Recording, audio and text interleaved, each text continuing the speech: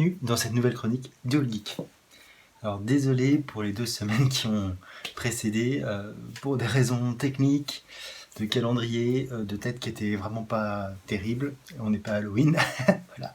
J'ai préféré attendre avant de refaire une nouvelle chronique. Néanmoins, j'ai quand même fait des choses pendant cette période, puisque vous avez eu droit à un nouvel épisode des Podcastors, avec comme invité Bellambule, un épisode spécial manga, dont je vous mettrai le lien en description. Et puis nous avons fait avec les amis Camille, Guillaume, Guigui Pop et Norman Thiré, un live un peu impromptu sur la chaîne de la Taverne de Luc. Donc voilà, donc j'ai fait quand même des choses, mais bon voilà. Donc là, on revient. J'ai quand même préparé des petits trucs parce que vous avez dû voir quelques shorts sur ma chaîne, dont un short avec l'ensemble du run de Nick Spencer sur Amazing Spider-Man, puisque je compte bien, puisqu'on arrive quasiment à la fin de ce run en version française, et pas faire un petit récapitulatif parce que ce run est assez décrié.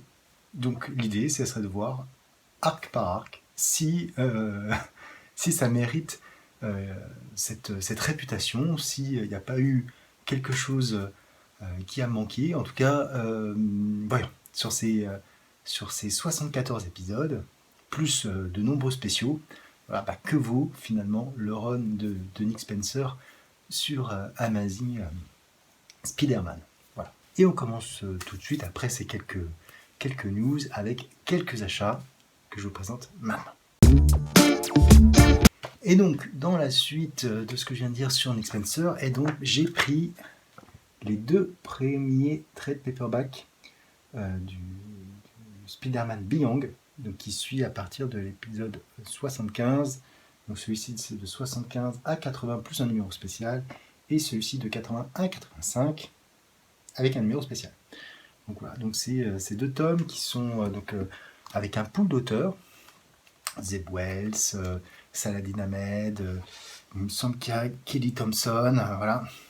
Et puis un autre qui s'appelle Ziglar, que je ne dise pas de bêtises, Cody Ziglar, voilà, exactement.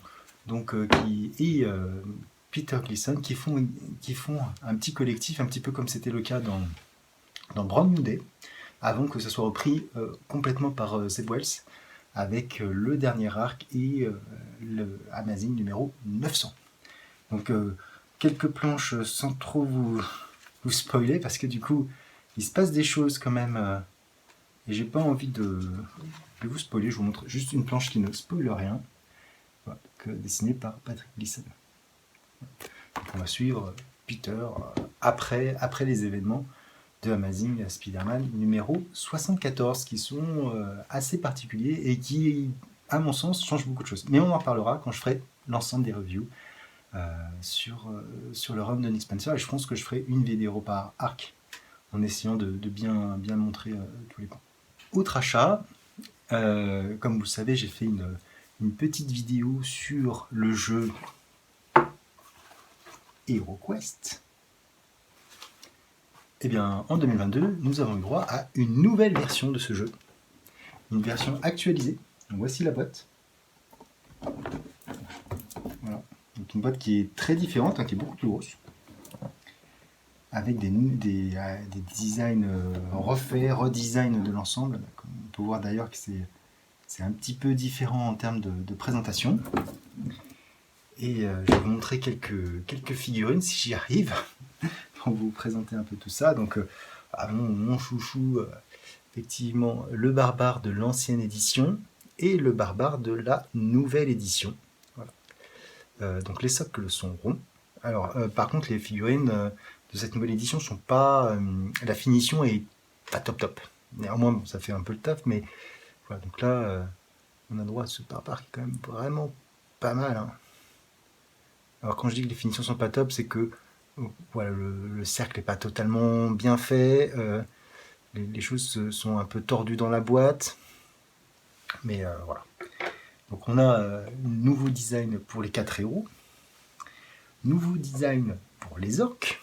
Donc, les orques étaient globalement représentés comme ça, dans l'ancienne version, qui sont maintenant d'une part genrés, comme les héros, mais dans la version initiale, les héros, on n'a pas les versions féminines. J'espère qu'ils vont sortir les versions féminines parce qu'elles sont pas mal aussi, franchement, je les trouve très bien. Donc là, on a l'orque mâle et l'orque femelle, sachant qu'il y a deux types à chaque fois. Donc il y a un autre orque mâle et autre orque femelle. Les gobelins, je ne veux pas vous présenter toutes les figurines, mais juste les plus emblématiques. Effectivement, ces petits gobelins qu'on avait dans le jeu à la base, et donc là, qui sont là aussi genrés, avec le gobelin, qui est la gobeline, je ne sais pas si on dit ça comme ça, voilà. On peut les voir côte à côte, si j'y arrive, parce que c'est pas facile. Voilà. Donc ces gobelins qui sont un petit peu comme qui me font penser, moi, à Goblin Slayer, un petit peu, je sais pas si on les voit bien. En tout cas, c'est l'idée. Le Finir, qui a disparu, et qui a été remplacé par une nouvelle figurine, qui s'appelle l'Abomination. Et je pense qu'on perd rien au change, hein, parce que du coup, regardez-moi cette abomination, une espèce d'homme-poisson terrible, qui du coup, là, on peut voir vraiment la différence de format entre les deux versions. Voilà. La gargouille est peut-être un peu moins imposante que sur le précédent jeu, mais voilà. Donc, donc les règles sont inchangées quasiment. Il y a eu quelques ajustements au niveau des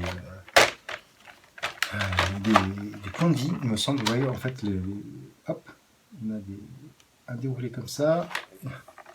Et je vais vous montrer, donc on n'a plus de cartes de héros, on a des cartes monstres, comme ceci. Et des cartes de héros que je vais essayer de vous retrouver. Parce que je ne sais pas préparer, forcément. Vous me connaissez. À un moment donné, c'est pas préparé avec l'elfe. L'elfe qui a changé de genre. Voilà. Et franchement, c'est des très belles figurines, c'est de très belles cartes. C'est vraiment pas mal. Par contre, effectivement, le problème, c'est que certaines pièces sont un peu tordues. Alors, je crois qu'il y a une méthode, eau chaude, eau froide, pour les remettre un peu d'équerre. Donc, il faudrait que je m'en préoccupe. En tout cas, les règles sont identiques. On prend vraiment plaisir avec ce jeu, parce que mon ancien jeu était quand même vraiment un peu défoncé. Il faut dire ce qui est. Voilà. Donc là, bon, en tout cas, ça fait plaisir d'avoir une version qui peut tenir encore 20 ans. Voilà. Autre achat que j'ai pu faire aussi, c'est ce coffret DVD de la trilogie Musashi, donc de Hiroshi Inagaki avec Toshiro Mifune. Donc c'est quelque chose que j'attendais depuis longtemps en fait. Hop, ouais, je vous montre l'intérieur qui est quand même vraiment beau. Hop, c'est vraiment un coffret qui le fait. Donc on a trois DVD. La légende de Musashi, en fait, moi je le cherchais depuis longtemps parce qu'en fait il est sorti en 1954. Et en fait, il a eu l'Oscar du film étranger en 1956. Et je l'avais pas. Alors, on ne le voyait pas, en fait. On ne le retrouvait pas avant. Donc, bon, je suis très content de l'avoir. Ça fait évidemment référence aux fantastiques ouvrages d'Eiji Yoshikawa. Donc, La pierre et le sabre et la parfaite lumière, qui raconte l'histoire de Miyamoto Musashi, ce samouraï, ce bretteur d'exception au Japon, qui a donné lieu notamment au manga Vagabond de Takehiko Inoue. Donc ça, c'est le style d'Inoue sur Vagabond. Si vous voulez savoir ce que j'ai fait de mes Vagabonds, il y a une petite vidéo que je mettrai en description avec le pourquoi du comment. J'ai eu très peu de commentaires sur ça. Peut-être que j'en aurai plus maintenant, je ne sais pas. Donc deux achats, voilà, un achat. Alors j'ai commencé à le regarder. Alors ça suit vraiment pas mal le roman et du coup le manga qui s'en inspire, bien sûr. Par contre, Toshiro Mifune était déjà âgé d'une trentaine d'années quand le film est sorti. Du coup, ça fait quoi, il me semble, hein, du coup 54, quoi. Et oui, il n'avait pas une quinzaine, entre 15 et 20 ans comme le héros, donc c'est vrai qu'il fait un peu vieux pour les débuts. Bon, sur la première phase, voilà, j'ai commencé à regarder le premier DVD. C'est vrai que j'espère que par la suite, ça sera moins flagrant parce que là, on a vraiment l'impression qu'on a comme certains films américains, un trentenaire qui joue un ado, ça fait un peu bizarre. Ça fait un peu bizarre. Donc c'est une version remasterisée, les couleurs sont très très belles, ça c'est vraiment pas mal, mais du coup voilà. Donc là j'avance dans l'histoire, j'ai pas totalement regardé le premier DVD, et après j'enchaînerai avec le second, j'attends forcément les combats, les vrais combats, parce que pour le moment on n'a pas de démonstration de sabre très pertinente, on a juste des combats où ils agitent le sabre, il y a de l'action, mais il y a pas toute la technique derrière ça, donc vraiment l'art du sabre qui est démontré, mais ça je m'imagine que ça va arriver dans la suite des films. On passe maintenant à la première et seule review de cette chronique. C'est parti.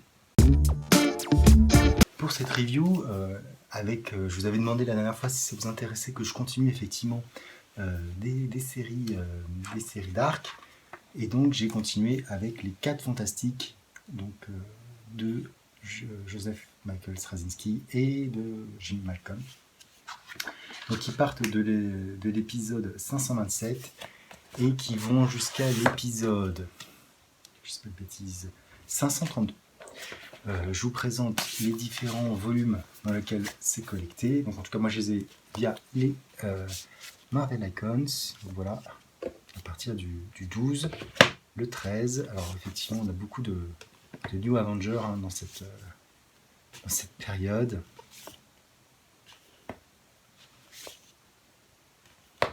Et voilà, le dernier de l'arc. Parce que ce premier arc, alors qui n'est pas noté mais comme tel, mais en tout cas pour moi qui forme vraiment un tout scénaristique. Donc après le run de Mark Waid et de Mike Wieringo, qui va ressortir d'ailleurs chez Panini sous format omnibus, et ben c'est Straczynski qui s'y colle pour reprendre la première famille de Marvel, et accompagné du dessinateur McCone. On peut voir quelques planches, je vais vous mettre quelques planches. Hop. Donc c'est plutôt pas mal, hein. Le style est plutôt pas mal, hein, de McCone. Je suis pas sûr qu'il est le meilleur encreur sur ça, mais en tout cas ça reste assez plaisant, et puis surtout il va faire un certain nombre d'épisodes à la suite. Il va pas avoir d'épisodes filler, etc. C'est vraiment lui qui va dessiner tous les épisodes de 527 à 532, ce qui est quand même vraiment agréable. Et donc, qu'est-ce que ça raconte cette histoire? En fait, il y a beaucoup de sujets qui vont être abordés au cours de cet arc et qui vont se poursuivre sur la suite du run de Straczynski, run qui est relativement court. En fait, donc, les 4 fantastiques ont eu quelques problèmes financiers. Néanmoins, un des 4 fantastiques va s'en sortir, c'est la chose qui effectivement, lui n'a pas vu ses comptes être saisis par la justice, etc. Alors j'avoue que je suis entré dans le bain, donc je ne sais pas exactement ce qui s'est passé, mais en tout cas, les 4 fantastiques sont plus ou moins ruinés, mais ils ont toujours leur bâtiment, mais la chose, lui, est devenue multimilliardaire. Parce que en fait, les actions que Reed lui avait prises au départ ont fructifié de leur côté, et quand Reed a été ruiné, en entraînant dans sa chute sa femme et son beau-frère, et la chose, Ben Grimm était épargné, donc il a récupéré beaucoup d'argent.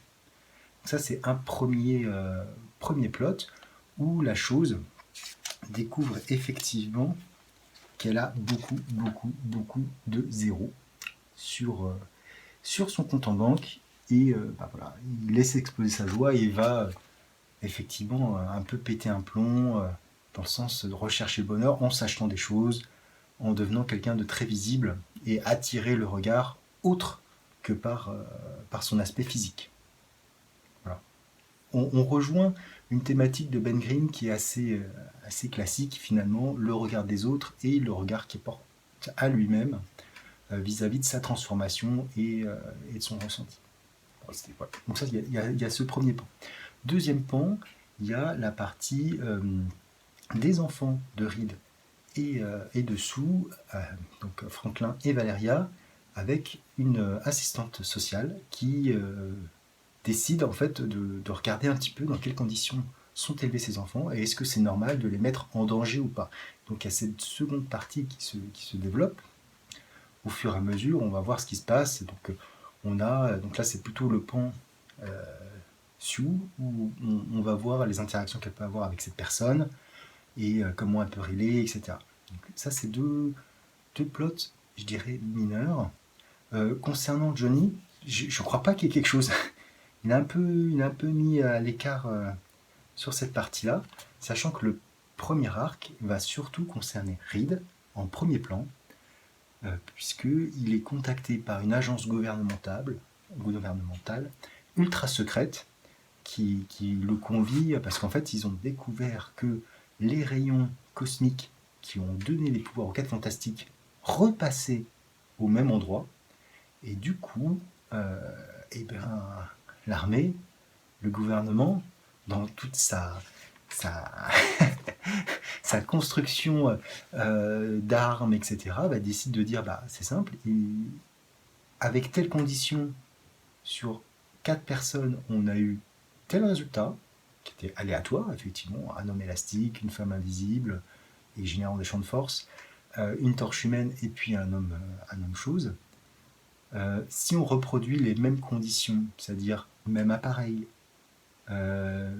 tout pareil finalement, toutes les conditions, est-ce que on pourrait pas avoir plus de super soldats?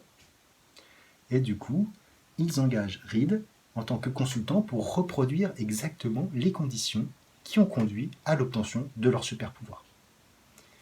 Et donc là, ça c'est la fin du premier épisode. Je vous ne spoilerai pas la suite. Ça termine comme ça, donc on peut voir la fusée avec l'équipage qui est de fait beaucoup plus nombreux que ce qui était prévu.